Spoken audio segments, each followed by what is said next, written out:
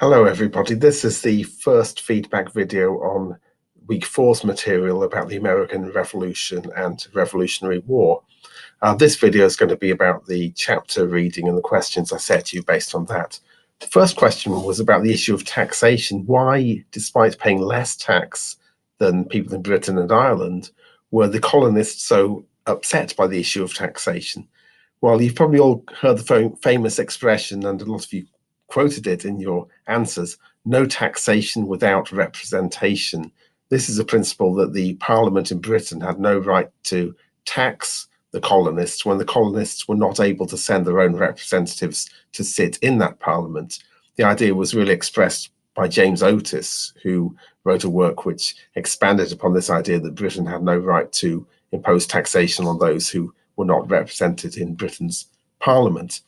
This was later developed in a more radical way by Thomas Paine, who goes beyond purely the issue of taxation to raise the whole issue of what right does a government have to establish itself if it is not chosen by its own people. Paine arguing for independence, but also more generally for democracy, representing really the radical wing of the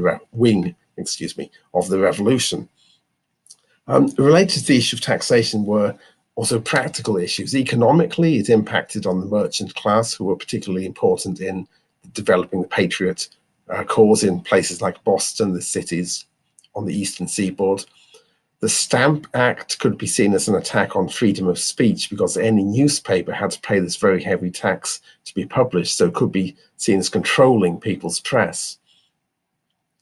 The second question was about how and why the US was able to win despite having a disadvantage in terms of the size of its military. Many of you identified the question of the role of the militias. The colonial army was made up of local state militias. In some ways, this was a disadvantage because it had to be hammered into shape as a professional army. Washington had problems keeping the army together when people wanted to just go home at the end of the campaigning season. The advantage it had was it allowed them to engage in unconventional guerrilla warfare.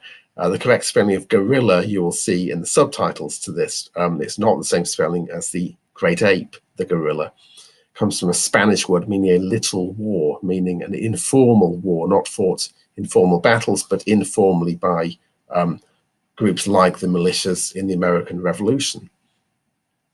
Then the British had the disadvantage of fighting a long way from home, not only distant from their own home country, but also across a wide front from the northeast, from New England right the way down to the south. Often even within America, the British were poorly coordinated. For example, when General Burgoyne was marching to attack New York from the north, the march that was prevented by the Patriot victory at Saratoga, the army in New York was leaving. So even if Burgoyne had been able to get to New York, he would not have found the British army there waiting for him because it had moved to attack Philadelphia. Then, of course, the Americans had aid. We like to imagine the story of the Patriots struggling independently against the mighty British, but they had the support of foreign countries, most notably the French. The final victory at Yorktown was made completely possible by the French fleet blockading the British fleet. Britain traditionally had the advantage. It had the strongest navy in the world. If the British Navy was not able to support the British military in Virginia, but because of the French blockade, that enabled the Patriot Army to trap and defeat Cornwallis in what turned out to be the last major battle of the campaign.